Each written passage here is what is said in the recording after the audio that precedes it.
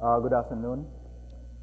It's a pleasure to be here and be a part of these conversations on poverty as part of the Centennial celebration of the university. The theme of my talk this afternoon is why the poor remain poor.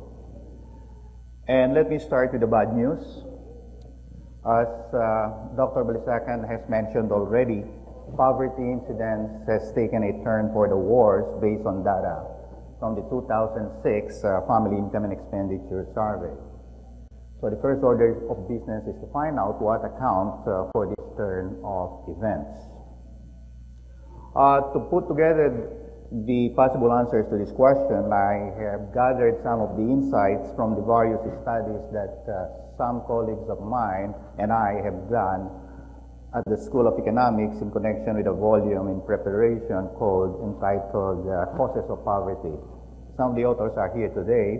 I see William and Sod, Dr. Pernia, Dr. Tan, Dr. Esguerra. I think I saw Dr. Capuno earlier. So I'm indebted to them for some of the things that I'll be presenting to you today. I've organized my talk in two broad sections. I will start with the main factors behind the absence of progress in the fight against poverty. And the good news is, I think there are some measures that can be, if improperly implemented, that can alleviate and eventually eliminate poverty in the country. Let me start by looking at the causes of poverty. I will underscore three interrelated factors, namely rapid population growth, 2, limited access to education and health, and 3, the persistence of employment at low wages. It is clear that these factors by no means exhaust the possible causes of poverty, but they do stand out. On the rapid population growth rate, let me begin by providing a quantitative flavor to my talk. Based on the 2000 census of population, and this is the only one available at the moment, annual population growth rate is 2.46%.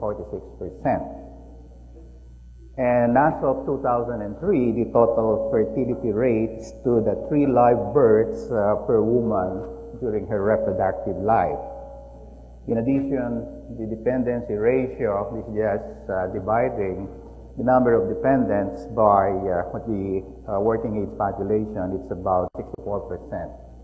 Now, when you look at these statistics and compare them with some of the numbers in the middle-income countries in East and Southeast Asia, then these numbers for the Philippines are very high.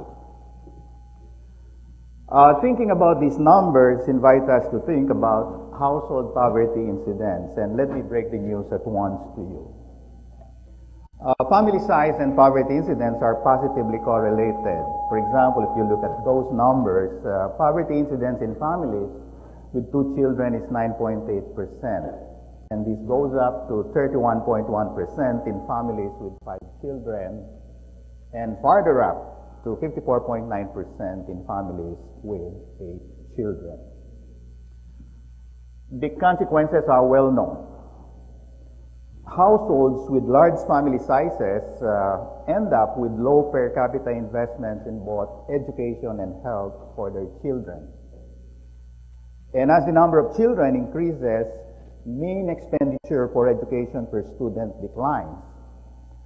Similarly, average health expenditure per sick member of the household declines with the number of children. As a result, children of poor families end up with meager endowments of human capital. And this is seen in their educational attainment, the skill level, and in their nutritional status. The thing is, they bring fewer efficiency units to the workplace once they assume their adult roles as workers, and they end up confronting low-wage job opportunities. The poor's limited access to education and health is due to several factors, both economic and non-economic. And to be able to eliminate poverty, it is important to know the reasons behind this. Some of the non-economic factors are biological and genetic in nature, as in the fruit doesn't fall far from the tree.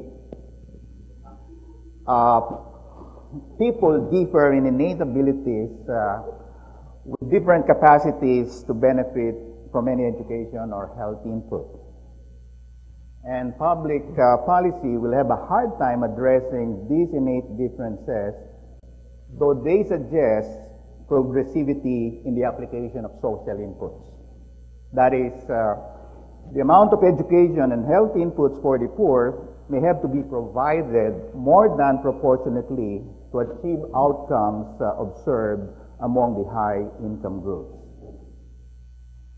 On the economic factors leading to recurrent poverty, the absence of credit markets for education, as well as limited health insurance, make it difficult for the poor to expand their access to these services. Without credit markets for education, education becomes largely self-financed. Children of low-income families find it difficult to access education, and upon entry in the elementary grades, children from poor households without any preschooling are at a disadvantage, raising the likelihood of dropping out. The likelihood of teaching college thus becomes remote. And there is evidence that returns from tertiary education have been rising. For example, we see that the return to tertiary education in 2004 was estimated to be 22% versus only 10% for those below college levels. Income inequality between graduates of tertiary education and the rest without college degrees can contribute to income inequality. And unless we narrow that differential, then we can only expect higher income inequality in the future. The upshot is education and health outcomes are correlated across time and across generations.